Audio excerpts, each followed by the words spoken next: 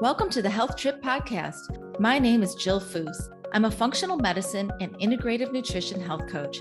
I created this podcast to bring you along as we travel down intriguing, science-packed roads, debunking old medical paradigms and perusing new innovative therapies and modalities with the finest functional medicine doctors, practitioners, and like-minded biohackers while living our best life. Enjoy the show. Hi, everyone, and welcome back to another episode on the Health Trip Podcast. Today, we're tackling a topic that doesn't get nearly enough attention: ADHD and menopause. If you've always had ADHD or are just now noticing symptoms like brain fog, forgetfulness, and emotional ups and downs, you're not alone. The hormonal shifts of perimenopause and menopause can amplify ADHD symptoms, making it harder to focus, stay organized, and manage your daily life. In this episode, my guest and I are going to break down the connection between ADHD and menopause, how and why hormones play a crucial role, and most importantly, what you can do to regain control, clarity, and confidence in this phase of life. Dr. Adrienne Mandelberger is a board-certified gynecologic surgeon and menopause specialist. She is the founder of Balanced Medical, a gynecology and preventative women's health practice on Long Island, New York, and the founder and CEO of the virtual education company, All Things Menopause. Dr. Mandelberger is passionate about educating and empowering women to make informed choices during the menopause transition. Her special interests include the intersection of ADHD and perimenopause. Just a short medical disclaimer before we dive in. By listening to this podcast, you agree not to use this podcast as medical advice or to make any lifestyle changes to treat any medical condition in yourself or others. Consult your own physician for any medical issues that you may be having. And this entire disclaimer also applies to any of my guests on my podcast. So sit back, open your mind, and let's dive into ADHD, women, and menopause. Hey, Dr. Mandelberger, welcome to the Health Trip Podcast. Hi, how are you? Thanks for having me. I'm good. Yeah, I am so excited. We met months ago back in October in New York when we were both sitting on a panel talking about menopause. And I was so intrigued by your story and how you touched on the topic of ADHD, women, and menopause. You know, I'm a mom of 5. 3 of my boys have ADHD. My ex-husband has ADHD. So I know all about ADHD from this male perspective of like bouncing off the wall boys. I used to describe my life as waking up in the morning and it was like I had a bag of golf balls, and every morning I would open up the bag of golf balls, let them out, and my whole day was about chasing the golf balls and putting them back in the bag before we hit bedtime. Now, I love that description. Yeah, and I know that is not the case for women. So this is a passion of yours, is talking about ADHD and women in menopause. And why is this such a passion of yours? Well, it's funny you say that because I actually had a similar experience, not in my own household now, although ADHD is also rampant in my own household. But as a child, I had a younger brother who carried a diagnosis of ADHD. He also had a diagnosis of ODD, which is oppositional defiance disorder. And he was 7 years my younger and 11 years younger than my older brother. And so he was, I would growing up, the problem child. Neither my older brother or I had a diagnosis of ADHD, really knew anything about it. And so everything I knew growing up about ADHD was my younger brother. And he was that same picture, like your family, your boys sound like. He was all over the place. He was defiant. He was hyperactive. He was difficult, all of those things. I was nothing of the sort. I was a good child. I listened. I was good in school. I did all my homework. I did what I had to do.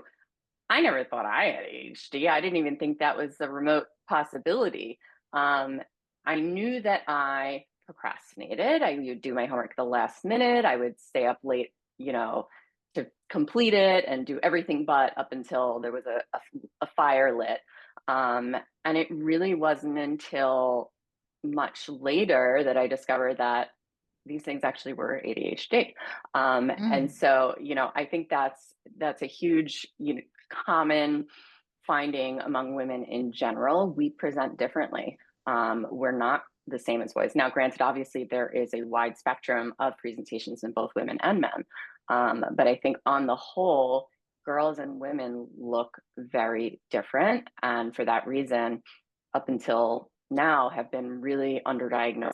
And now, with women coming into midlife, often will, and I'm sure we'll get into this heavily, but their symptoms can sometimes worsen drastically. And so many women are not even diagnosed until this time. And so I think it's really, really important to talk about it, to enhance everyone's knowledge so that this can be recognized and treated if needed. I think it's also important to say that ADHD, while it can be a huge barrier and challenge for many people, it also brings a lot of special gifts to the table. Absolutely. Absolutely. I like to think of it, I think it needs a little bit of a rebrand, just like menopause needs a rebrand. I think ADHD needs a rebrand. Mm, And I see it as a spectrum of traits. It's a trait mhm. compiled characteristic, type of person, even potentially personality type that does have its roots in some, physical and potentially genetic reasoning. Um, but I see it as a cluster of traits. And that cluster of traits is not always a disorder, first of all. It is not always causing significant harm in somebody's life. If somebody has kind of been learned the tools either on their own or with help throughout their life, and they have funneled into a profession or a lifestyle that really fits with their ADHD and they thrive, then what's the disorder? Right? They might have all of those qualifications, but if their relationships are healthy, relatively, and their work is healthy and their life is healthy, it's not a disorder in my book. So I do think it needs a little bit of a rebrand.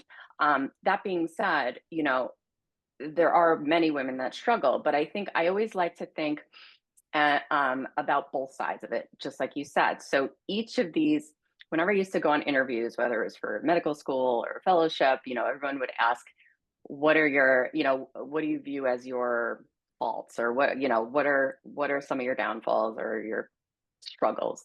And I would say, every time I would throw one in, I always felt that it was both a strength and a weakness at the same time. Mhm. So, for example, my forwardness, which is often a trait, kind of just like I need it my way, or I'm a little bit strong, outspoken when it comes to something I believe, and things like that. So I always felt that that was both a strength, but also could sometimes get in my way.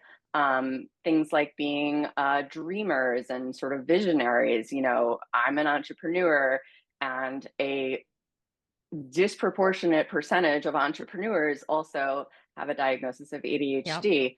And so we tend to be dreamers.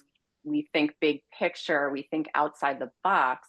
But then we struggle with the details and the follow through. And so these are, both, all of these traits have sort of two sides of this coin.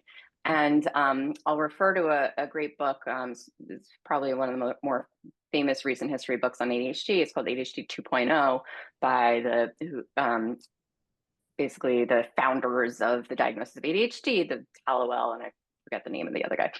But basically, they devoted a whole chapter to this where they list a large number of traits and how they can present both as strengths in a human and weaknesses. And so I think it's important to view ourselves that way, right? If you do have this diagnosis, it doesn't mean you're defective. It doesn't mean Yeah. you can't carry on a beautiful, normal life and be highly functional and highly um, successful. So it's for self-esteem purposes, I think it's really important to acknowledge that. Yeah, I think that's well said. As I was preparing for this podcast episode with you and really diving into ADHD for women, I started thinking, wow, you know what? I actually might have ADHD, and we know it's highly genetic. And of course, I know my ex-husband was properly diagnosed, but I'm post-menopause, so I'm past that peri and menopausal, all those symptoms. I don't have a lot of those same issues anymore. I have other things that I'm, challenged with, but it's really interesting the overlap between going through midlife, and if you're someone who was not properly diagnosed with ADHD and you did sort of see these traits, these characteristics about yourself as negatives, which I did for so long, really made me start to think, is my direct and my forwardness a fault? Is it something that gets me into trouble? But at the same time, it's because of certain traits that I have that have propelled me into being an entrepreneur like you and getting a lot of things done. So, really interesting mind shift around how to think about these traits about yourself. And I really like that you touched upon that. I want to start talking about really defining what ADHD is and how it may present in women, especially in midlife, if it's someone like me who's not diagnosed and you're just sort of wondering. Yeah, so ADHD is a neurodevelopmental, again, disorder, hate the word, but neurotype is often, spoken about more recently. So it's a cluster of both physical and personality traits that are seen, and they usually affect multiple different points. So the main ones that are effective in an individual's life who has ADHD tend to be executive functioning, inattention, impulsivity, hyperactivity, and emotional dysregulation. And these are like the five sort of big overarching categories. And within those categories, there are many different presentations. Um, and again, this differs in men and Yeah. women. It can differ in children versus adults. Um, for a formal diagnosis, it does need to be pervasive throughout a lifetime. But I would argue that the traits can be pervasive, but the disorderness, not necessarily. So, for example, if somebody's been able to compensate throughout their childhood and get along just fine with these habits of things like procrastination and, myself as an example. But suddenly, if they experience some life stressors or have children, demands of having children or physical changes like drops in their hormones that directly affect dopamine. I mean, this can be where it really becomes a serious issue. And so that is one thing that is sort of can define, can lead to getting that diagnosis. Um, and then as far as women versus men and how that presents, so women tend to internalize their symptoms much more than men and boys versus girls. So I have some examples that I have here. So for example, things like inattention. So in men, it might be obvious. They're like, distractible, whereas in women, it can be just sort of like quiet about it and maybe daydreaming. And obviously these are generalizations Right. and big spectrum of options here. And then hyperactivity, right? And especially again, boys and versus girls. The boys, it's like, I know what that means. That's Mhm, hyperactive. mhm. It's clear as day. Whereas in women, it might be more like they're talkative or they have this sort of internal restlessness. Maybe their brain is hyperactive, but not their body. Um, and maybe this manifests as even just a little bit of anxiety as opposed to that. So, that can be one of the difference.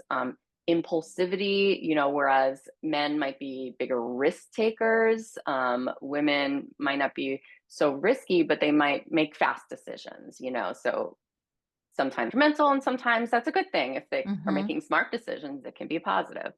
And then, emotional regulation, same thing. So for where men might experience more anger outbursts and things like that, which of course women can too, but they also just might get anxiety and internalize all these things. One of the terminology that is utilized a lot with ADHD is reaction sensitivity dysphoria, which basically means hypersensitivity to feeling rejected or not wanted. And so people with ADHD tend to sort of overanalyze when maybe somebody can't go out to dinner or something like that. They're like, "Oh Mhm. my God, they hate me," blah blah. So that is Mhm. a common trait that's in can be in both men and women. I think on the larger scale, the big themes is that the men tend to externalize, which does make it a lot of these things more obvious, whereas Mhm. women tend to internalize. They also tend to have a greater ability to mask many of these symptoms and sort of suppress until potentially there's some sort of either breaking point or sort of threshold where they no longer can compensate their symptoms, such Yeah. as menopause. Yeah.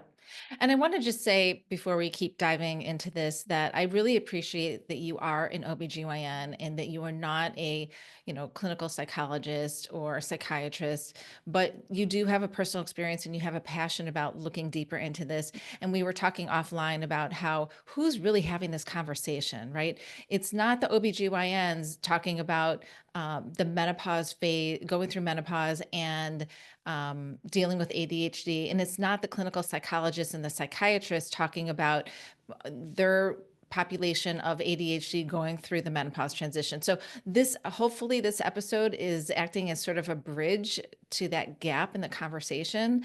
So I appreciate you coming forward and talking about this topic that really needs to be put into the spotlight. Absolutely. And I think it's another, it represents a greater issue in medicine where we tend to Mhm. hyper focus, another one for ADHD. Um, but we tend to, over specialize, which is very important in some realms. But if you're somebody who's treating the mind and the brain, or if you're treating, women's health, certainly if you're an internist, but a lot of times us as OBGYNs tend to be sort of almost serve as a primary care doctor for these women. A more holistic approach is so important. I mean, we have to know about cardiac health. We have to know about neurologic health. We have to know even a little bit about, when I'm dealing with my menopausal patients, I want to know a little bit of exercise medicine and physical Mhm. rehab medicine, so we have to be able to cross these disciplines while understanding our own limitations in our baseline training. But the most recent conferences I've been at have had so many interdisciplinary fields attending them. Like, at the Menopause Society, I just came from ISWICH, which is a sexual health conference. Mhm. They both have a wealth of therapists, physical therapists, um, all these complementary practices, internal med, PM&R, physiatry. So there's so many multidisciplinary areas that can really help treat the entire women as we need to be treated. Yeah, thank goodness for that because there are women coming up.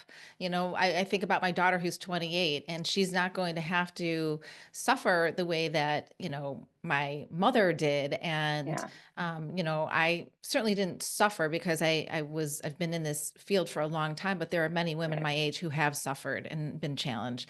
Yeah, What for is the sure. connection between ADHD and genetics? I'm assuming that you don't just hit midlife and have some symptoms and get diagnosed, and it doesn't just appear out of nowhere. This is Right. something that is highly hereditary. Yeah, and in my opinion, it's probably completely hereditary. And then the disorderness, it can be environmental. So, um, it seems to be probably the most heritable disorder of all the psychiatric types of illnesses. I think if you have even one parent, you have up to a 50% risk of having a child with it. And in identical twins, it's like 80 to 90% coherent. So this is highly, highly heritable. They have done these, they're called GWAS studies, the genome wide association studies, which can really help to hone in sort of exact genes. And they have identified quite a few Hmm. genes. So it's not just a single gene disorder, which Right. is probably why this can be such a spectrum. But, a lot of the genes involved in dopamine regulation, both transporters and receptors, break down proteins like the COMT protein, as well as just some general neurotransmitter genes that facilitate expression of all of them. So, the bottom line is this is highly, highly heritable, which is again why I like to think of it as not automatic disorder, right? I don't want to, I wouldn't want to call this a genetic disorder, because Right. not everybody that has these traits has a disorder. Yeah. Yeah. So, how do you get tested? Like, what's a way to properly diagnose ADHD? And the reason I'm asking this is because in front of me, I printed out the ADHD self-report scale, and I printed out the MenQual questionnaire, which is the Menopause Quality of Life questionnaire. And I actually went and took both of these tests to see, where is there Yep. overlap for me? And it was really, really interesting. And so some of the things on the ADHD self-report scale, things like how often do I have problems remembering appointments? Yeah, I have major brain fog in menopause. It's one of the things that I really struggle with, is remembering things, misplacing things, difficulty finding things at home or work. Um, do I have a difficult time unwinding and relaxing when I have time to myself? Yeah, for sure I do. And then when I cross-reference that with things on the Menqual questionnaire, you Yeah. know, um, How many questions were the same? oh yeah, a lot. So I can see how someone like myself, and I'm sure there's plenty of listeners tuning in who have not been properly diagnosed with ADHD, but are in menopause and experiencing all these overlaps. So how do you get properly diagnosed? So there's like two big topics that I want to cover in that question. So let's start Okay. with how to get diagnosed, and then I would love to dive in a little more on the science of the background between the connection between symptoms of perimenopause and Yep. ADHD. Great. So how to get diagnosed? So you can't. I mean, actually, that um, the ADHD, what's it called? Severity of Self-report scale. symptoms. Yeah. Yeah, so that's a self-report. You can find it online. You can do what Right. you did and check it off. And now that's not an official diagnosis, but I mean, if you're checking all the way on the highest scores on the majority of that, you got it. I mean, you have it. It's just well, let me clarify that. You have it if you can also identify that at least most or um, some severity of all of those things have been present throughout Yep. lifetime. So, Right. so that's the biggest difference is, are these brand new symptoms that came completely out of the blue, or is it something you've kind of struggled with your whole life, but you've been able to figure it out, get by, etc. So for me, that's one of the, when I have a patient in perimenopause complaining of these symptoms, that's how I kind of am able to try to differentiate whether it's, the hormonal changes only, or if it is pervasive ADHD that has gotten much worse now, and now we're no longer able to cope or mask the symptoms. And so, and now getting to, let me finish actually with that. So to get diagnosed, if it looks like that, you would want to seek out a psychiatrist, a neuropsychiatrist, or a neurologist who specializes in ADHD. And it's a combination of, they can really sometimes just do a good, strong interview. And Hmm. if you're using, there's the DSM-5 criteria, you can basically just diagnosed that way. There are also some, for children, they often do these neuropsych testing, which is Yep. these prolonged um, testing situations. But, you know, again, I'm not, caveat that I'm not a psychiatrist. I don't Right. diagnose ADHD in my own practice, although I would refer, I mean, I do and I refer, but Hmm.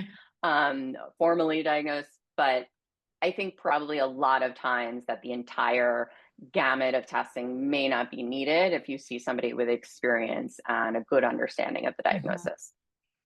Um, and then, like I said, I'd love to talk about basically the dopamine estrogen relationship Yeah, because it's absolutely. fascinating.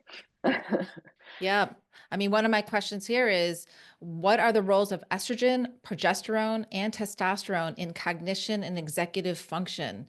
So that's a segue into what you want to talk about is how do all of these sex hormones interact with what's with these neurotransmitters before midlife and during midlife? Yeah.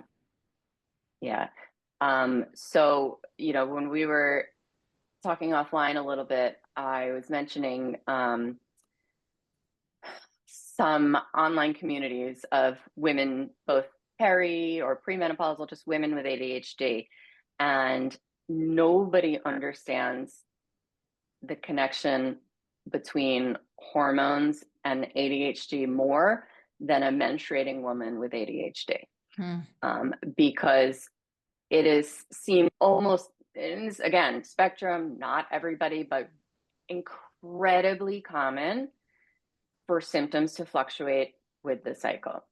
And this makes perfect sense. So there is a huge body of evidence out there on, not so much in women, of course, but a lot of evidence on mouse models, on a biochemical level, a cellular level, sort of basic science bench work, as well as animal models that show a really, really strong link between ADHD, excuse me, estrogen and dopamine. And most people at this point know that dopamine is, ADHD, the background of it is really involved with dopamine. So dopamine facilitates all of these traits. So executive functioning, reward mechanisms, motivation. So a lot of the problems that we see with ADHD come from a dysfunction in the regulation of dopamine, as well as norepinephrine.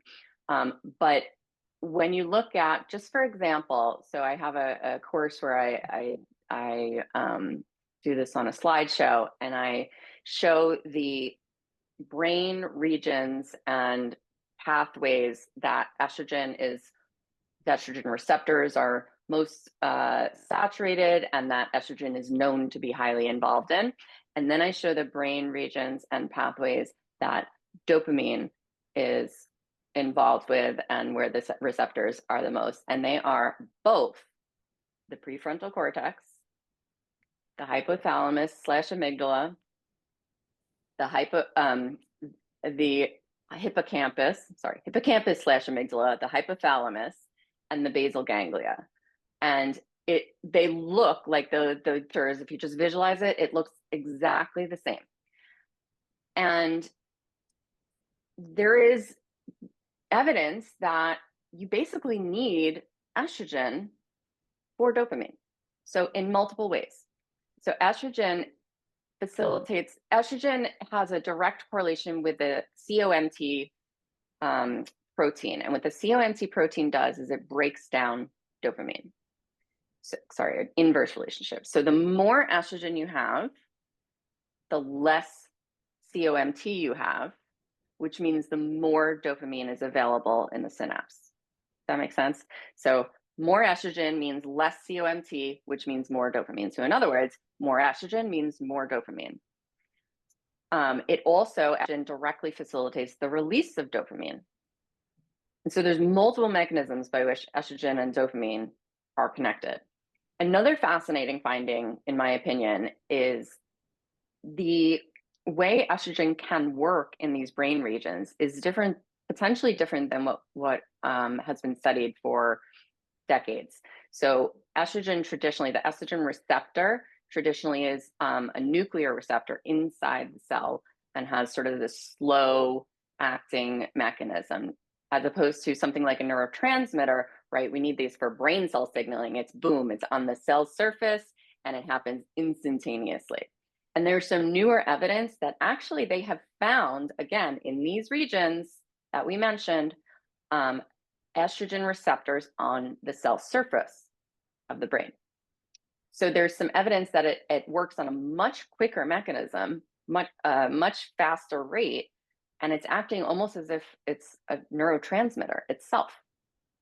Hmm. So all of these put together is basically like you need estrogen and you need dopamine for your ability to have executive functioning skills, prefrontal cortex, memory, especially short term memory and verbal recall, which is hippocampus, emotional regulation, amygdala, and physical control of body movements and motivation for physical activity, and that's the basal ganglia.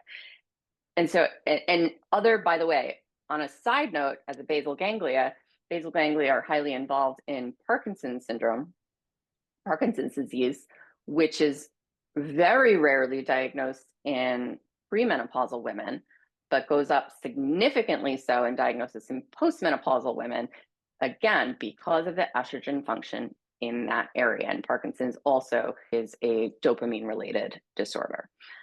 And so I think the take home point here is like, we need to understand that women, especially women with ADHD, but all women need some level of baseline estrogen for dopamine to function efficiently and correctly. And so when women with ADHD drop their estrogen levels in menopause, their ADHD surges because their dopamine availability drops Mhm. immensely.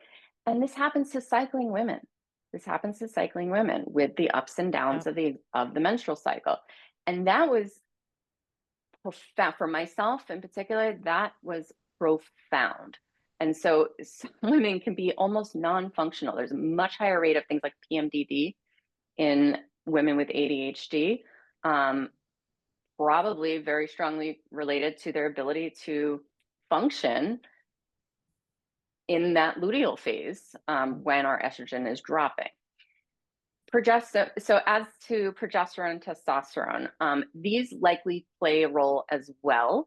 Their exact role is less clear. We can see, I think, both effects. For example, with testosterone, of course, studies are in men, but it seems like there's a sweet spot with testosterone where, too much testosterone can potentially aggravate symptoms of ADHD, or low testosterone can aggravate symptoms of ADHD. So this probably also follows suit in women, as we do know there's important cognitive functions of testosterone in women as well, which is Mhm. a sort of newer body of evidence that we need more of, please. Mhm. But probably it seems like there's a sweet spot when it comes to testosterone.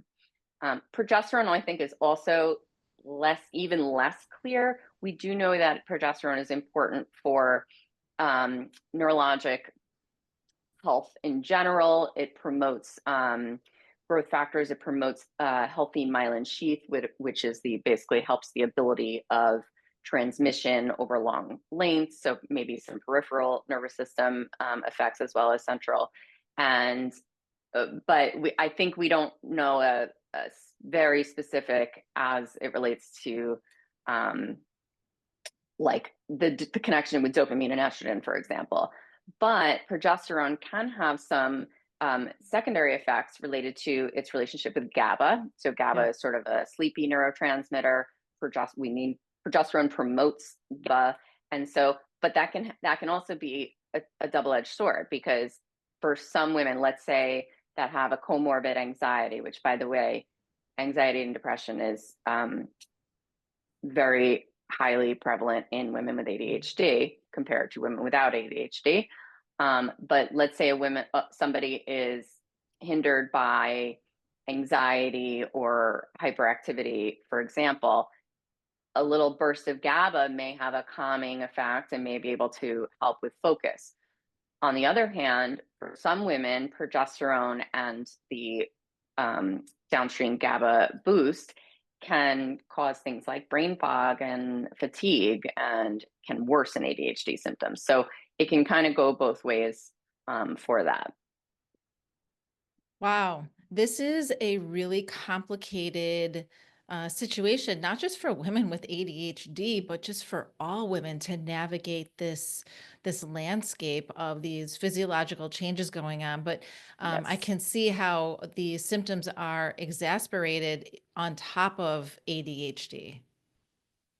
Right. So, any hormonal fluctuations, like I mentioned, so there's a huge overlap in, as you mentioned, with the two scales, there's a Mm-hmm. huge overlap in symptoms of both perimenopause and ADHD. So I do find many women in perimenopause with these symptoms coming to me, they're like, maybe I do have ADHD, Mm-hmm. and Mm-hmm. some of them probably do and were never diagnosed. Some of them may not if they're brand new symptoms and it's, just from a little bit of estrogen withdrawal. And I do find in many of my patients that their symptoms can improve significantly with just estrogen or HRT treatment.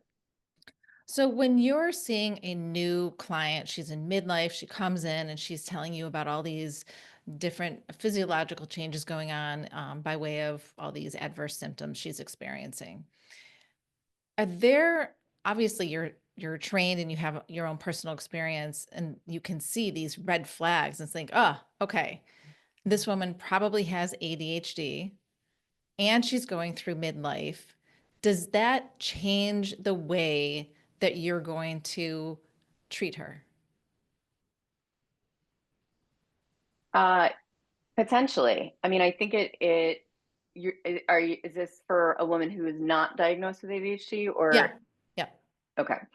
So first of all, I would want to refer them for testing. I mean, I think it is important for them to get a diagnosis because probably the most important treatment per se for ADHD is understanding what it is, Mhm. how the brain works with ADHD, and learning tools. Sometimes all it takes is CBT or even coaching, executive coaching, to really cope with some of the issues that we can see with ADHD. So there's that. So I would want to get them the resources they need to function better, but otherwise, not necessarily. I mean, I probably on that same visit, I would discuss the option of hormonal treatment if that was applicable to that patient, and if they wanted it, because again, the overlapping symptoms, whether we're gonna cure it or alleviate it, usually we don't cure it anyway, but Right. it's the same whether you have ADHD or not. Um, I have had multiple patients though with a diagnosis of ADHD come to me in perimenopause. They're like, my stimulants that have worked my whole life now don't touch me. Like, it could be just like popping M&Ms. Um, and this makes perfect sense because they don't have their estrogen anymore and they Mm. don't have their ability to release dopamine. And a lot of times, all they need is a little bit of that estrogen back, and poof, the stimulants suddenly work.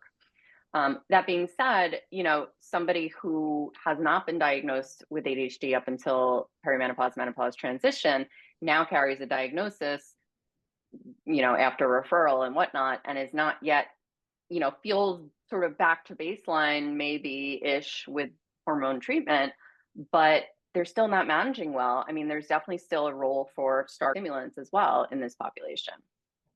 Yeah, this is my next question to you is what are those traditional ADHD treatments? What are those traditional options for women, especially when they're navigating menopause? And you've started to answer that there is a place for both in this equation. Absolutely. I mean, the mainstay of treatment since day one has been stimulants. Mm-hmm. Um, I think it's difficult. So, one thing is there is a high comorbidity rate with substance abuse disorders, which can be, stimulants can be abused. But on some cases, we actually see data that shows improved like risky substance abuse behaviors while on stimulants because it improves some of those ADHD symptoms. That being said, there are side effect potential, so they're not for everybody. But the tried and true treatment for ADHD symptoms tend to be stimulants. That being said, there are also non-stimulant medications as options. Probably my favorite, while it's not necessarily so potent to treat just ADHD, but Wellbutrin or Mm-hmm. um, help me out. I lost it. Can't think of the other Is it a generic not name at the moment. Stratera? No, no, no. Bupropion. Oh, okay. Bupropion or Wellbutrin is doubles as an antidepressant, and it's a great Hmm. choice for somebody who might need an antidepressant, who might need treatment for ADHD, who might need a little help with weight loss, who might need a little help with libido. It touches on all of those things. And so Hmm. that can be a really great option for women, especially in the perimenopausal transition, who need treatment other than hormone therapy. That's a great question about that you just made me think of about libido. Does ADHD, before you even hit menopause or perimenopause, does ADHD impact a woman's libido, especially if she's taking some type of medication, whether it's a stimulant or a non-stimulant? So it can go in all directions. In some people, libido is a is it, first of all, sex and orgasm can be a dopamine hit, right? That can be like a Hmm. boost reward of dopamine. Um, so some people with ADHD can actually be more have more greater sexuality, greater libido, and be sort of dopamine seeking with sexual behavior. So potentially stimulants in those people might decrease libido. That might be a good thing. That might not be a good thing. Um, some people with ADHD might have lower libidos related to anxiety or, depression or just daily struggles or fatigue because their mind's been running all day long. So there's so many influences on libido that I think related to the ADHD can certainly go both directions at baseline. And then because of that, same thing can happen with stimulants. So on one hand, like I mentioned, dopamine is highly related to libido. Many of the newer drugs out there for libido, such as ADI or Hmm. flibanserin, regulates dopamine as well. It facilitates more dopamine release. So sometimes adding a little dopamine with stimulants can enhance libido.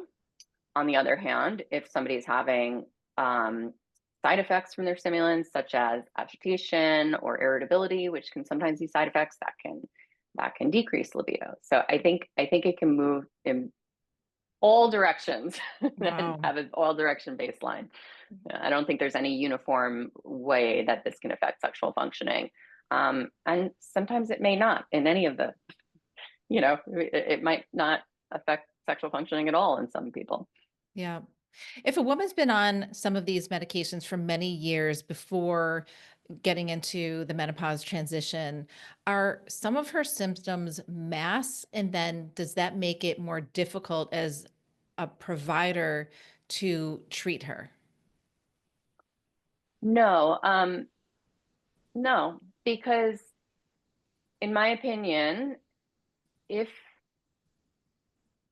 if the symptoms are masked, let's say a woman goes through menopause transition and doesn't have symptoms, right? That's great. That's great for them. Right. That's the primary indication for hormone therapy is for symptoms.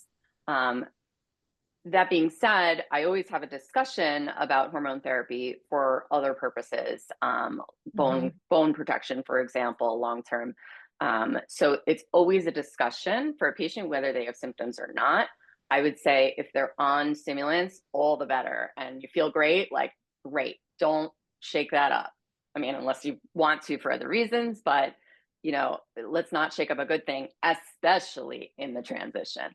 Um, on the other hand, what I usually or frequently see is women suddenly experiencing symptoms again. So they've been well controlled for many years on their stimulants, and suddenly their symptoms are coming back with a vengeance and they're finding the stimulants to be less effective.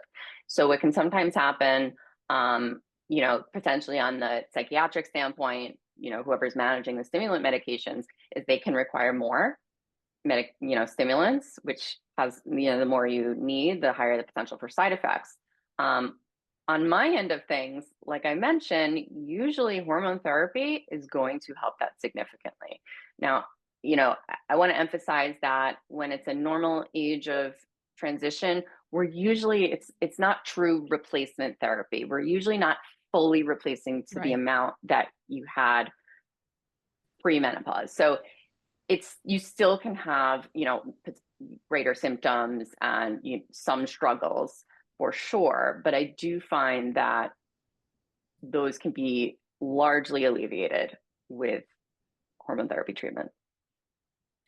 Have you ever seen a situation where menopause hormone therapy can replace a woman's medications that she was on previously for ADHD? I would say yes, in a woman who only started ADHD meds, let's say before they came to me, because of brand new struggles in menopause. Yes, that can happen. As well as same thing like some people start an SSRI because they were feeling depressed and now they're feeling so much better on hormone therapy that they can try to taper off. That's not everyone. And I think the expectation is important to not expect to be able to Hmm. always come off. Um, but sometimes it can be. And what are your thoughts on using CBT or cognitive behavioral therapy as a form of treatment for women with ADHD going through the menopause transition? My thoughts are it's a must. Yeah. Close to. So I think there's two, I think of it as metacognition. So we have to have some level of metacognition to be able to understand what our brains are doing and how to rework them, right? If they're doing something that's problematic, we need to figure out how to redo it. And we're not going to redo it by just trying really hard, right? Like, oh, I'm going to do it, I swear. No, we have to understand exactly what's happening. What are the circuits doing? Why are they wired that way? And what are the patterns of behavior that are going to continue that wiring and strengthen that wiring? The brain is itself learns, right? Like you learn because if you do something more than once, that pattern of neurochemical pathways gets strengthened every time the same thing happens, whether that's a thought, a connection, a Hmm. thought connection, a physical behavior, anything that is happening gets strengthened. So CBT is a large group of strategies done usually with a therapist, although you can actually have Hmm. some books behind me about like self-directed Hmm. Hmm. CBT, although I recommend if you're starting out to do it with a Yeah, therapist. agreed. But they basically teach you how to reframe thoughts and sort of practice over and over a different way of thinking, a different way of reacting, a different way of Mhm. behaving, um, that can retrain to more positive.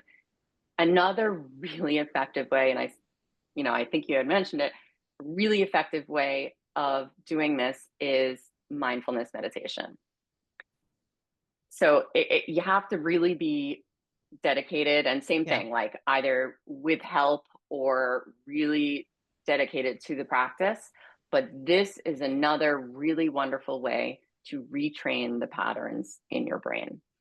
So some way, it doesn't have to be CBT, it doesn't have to be mindfulness, both are great, but some way of understanding the patterns and understanding how to undo and redo patterns that are not serving us is crucial, incredibly crucial throughout your treatment or your journey. And what's wonderful about mindfulness, and mindfulness is different than meditation. It can be together, Yes, but it's a form. Yes, but it's absolutely. separate. And one of the wonderful things about mindfulness or meditation practice is that it's portable. So wherever you go, it goes. And you can use it in Right. all situations, even in workplace, when you're on a Yep. vacation, when you're at a family event, wherever you need it, you can pull it out of your back pocket. But as you said, it is a practice, and it does take dedication and intention to start it. I started a mindfulness journey over a year ago, and it was really hard for me. And it's the one piece of my pillar of health equation that has really been missing for me. And I don't want to take the time to sit down and be mindful about something. So I started small. I became mindful over just folding laundry. To me, Yeah. it was like an Yes. endurance game, right? Yes. How long? And 100%. 2 minutes was like an hour for me.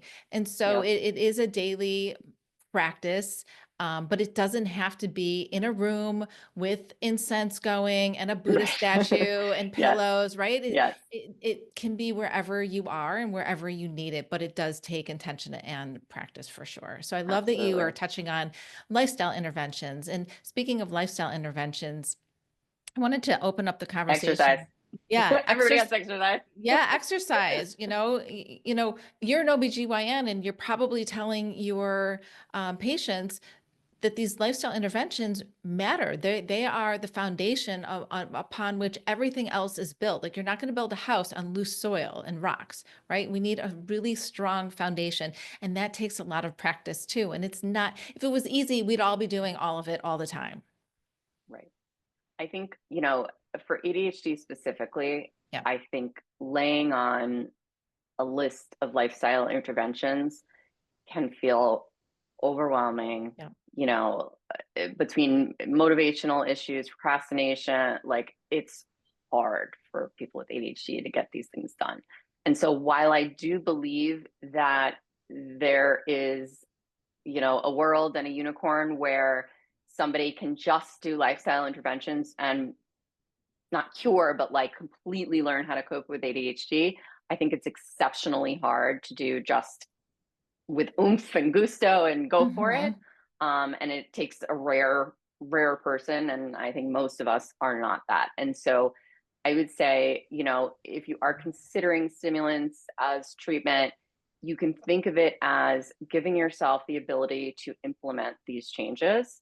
And potentially, if you establish really good routines and habits, you can try coming off stimulants and see if you can manage with just those alone. So I think that's just an important thing for women to know. Yeah, and having three boys that all have ADHD, I can tell you that one manages it without anything. He has Right. learned to just modify his life and he knows Amazing. his boundaries and barriers and he lives within that. And he has been off ADHD medication for over 10, 15 years, actually. Amazing. Um, and then I have another son who might be on medication for the rest of his life, and that's Right. okay too. And Yes. even though he makes lifestyle modifications. Right. So you're right, there is a broad spectrum of where people are. There's no one size fits all approach to life, and especially if you have ADHD. Absolutely. So I recently read this article. It was actually this morning. Let me find my phone, and it was all about the elimination diet for people who have ADHD, and that it has shown to, of course, I'm not gonna be able to find it now, but it was like a really high number of like over 70% of the people who went through an elimination diet were able to mitigate some of their ADHD symptoms. And I was wondering what your thoughts or experience is on that. I mean, my general thoughts is there is so much about diet, toxins, environment having effects that we don't understand. I think there is definitely something to it, and I think that we are just scratching the surface on trying to figure that out.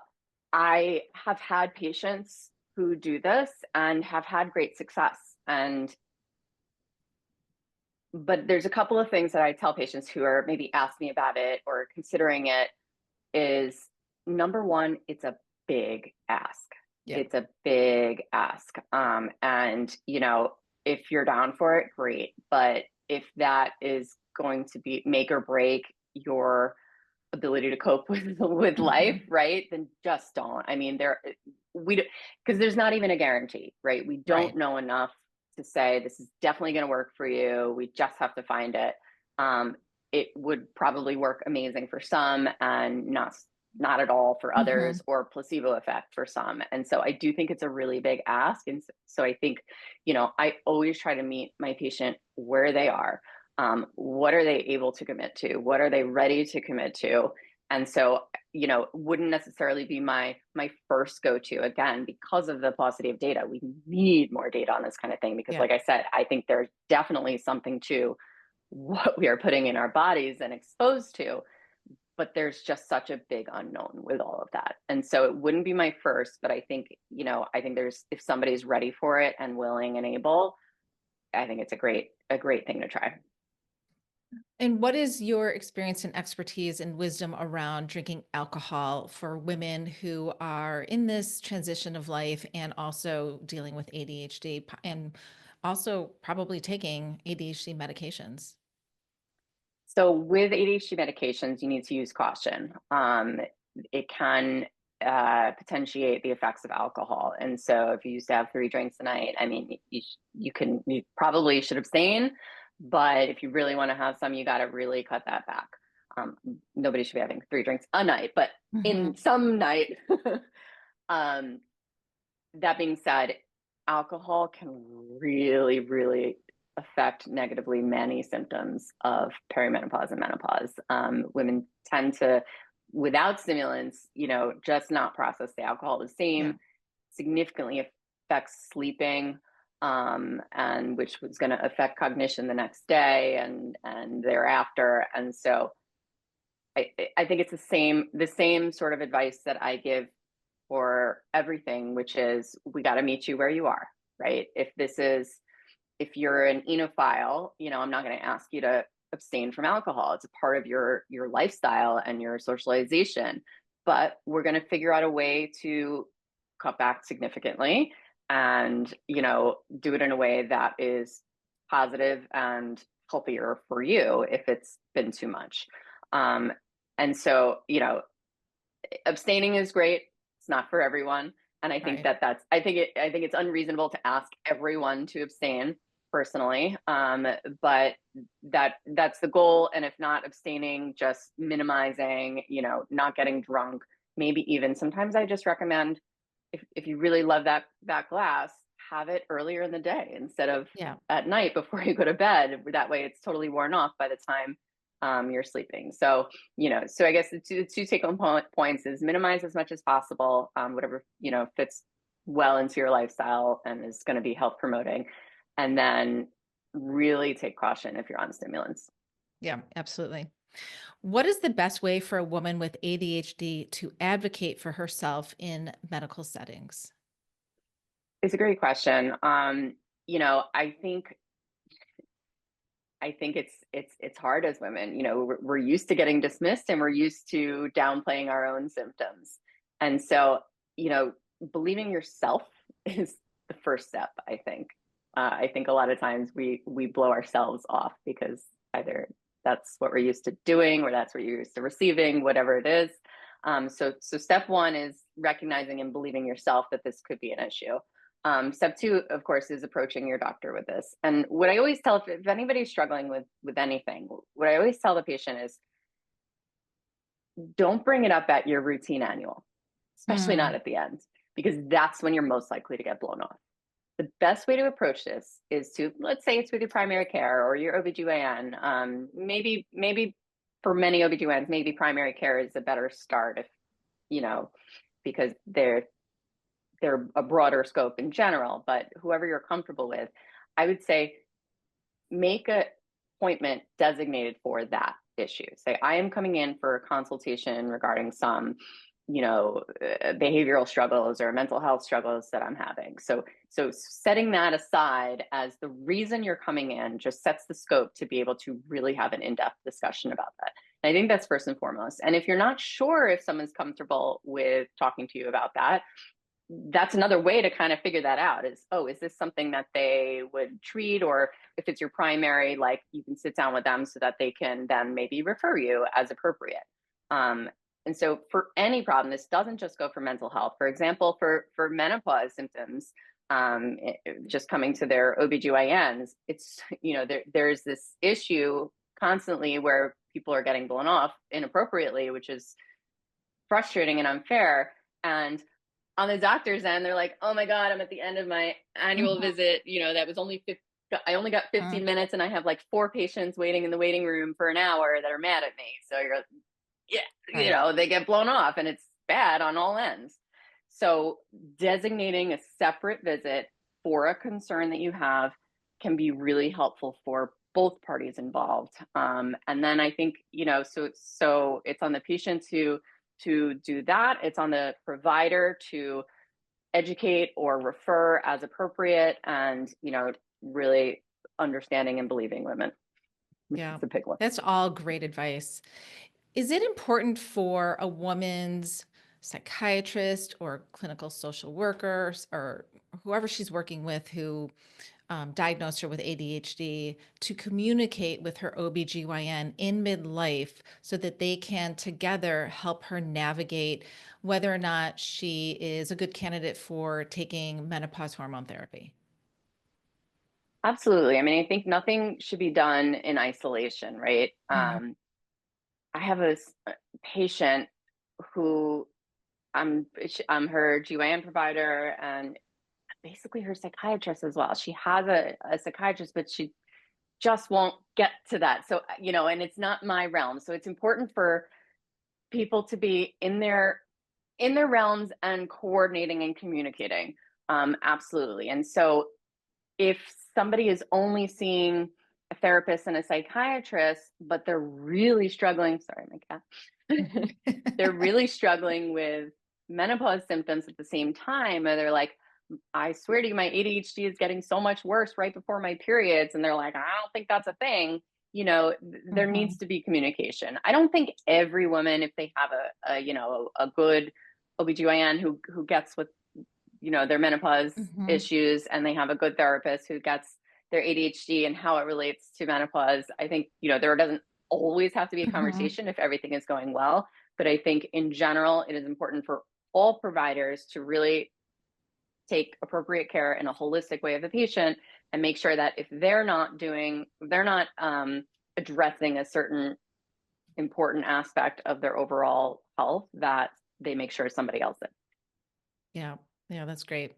Um, is it a thing that you can find an ADHD informed menopause specialist besides you? Is it can you go look for someone like that? That we should make a what do you call it, a list. Right, right? Um, it is not a Find a thing that I am provider. aware of. It is not a thing that Mhm. I am aware of. It should be, but Yeah. again, anytime if you're not sure, if you're calling for an initial consultation, you can ask the office Yeah. to see if the doctor is comfortable with treating X, Y, and Z, or, you know, has a good understanding of X, Y, and Mhm. Z. Mhm. That's always a good first start. Yeah. Well, Dr. Mandelberger, this has been such an amazing conversation around ADHD, women in menopause, and one that I hope inspires more conversations like this to occur because That's there are that's women the out goal. there and they are suffering and don't know where to turn. And how can people find you? Because I know I follow you on Instagram and I know that you do talk about this topic often. So, how else can people find you? And I will list all of this information in the show notes. Wonderful. So I have my own physical practice in New York on Long Island, where you can come see me as a patient. It's called Balanced Medical, www.balanced with a D, medicalny.com. I also do telemedicine through Balanced Medical for anyone in the state of New York as of right now, and I'm working on getting a Florida license. And then for, you know, I wanted to have an extended reach because there's only so many women in the state of New York. So I also have an educational company where I have resources for women, both paid and free, on a website. It's called All Things Menopause, all things menopause.com. Lots of courses, educational content related to menopause, ADHD. And so hopefully you can check that out, and that can be helpful as well. Wonderful. Yeah, I will list all of that. I know there are Thank you. many women listening who will have lots of golden nuggets to walk away from this episode. So thank you so much again for joining us on the Health Trip podcast. And everyone, thank you for joining in. Thanks so much for having me and for even discussing this topic. Thank you for joining me. I hope you enjoyed the podcast. Lifestyle changes can be hard and overwhelming to make. By building your support team of functional medicine doctors, therapists, and health coaches, you can reach your optimal health goals. Be sure to check out my other podcasts. Until we meet again, stay healthy.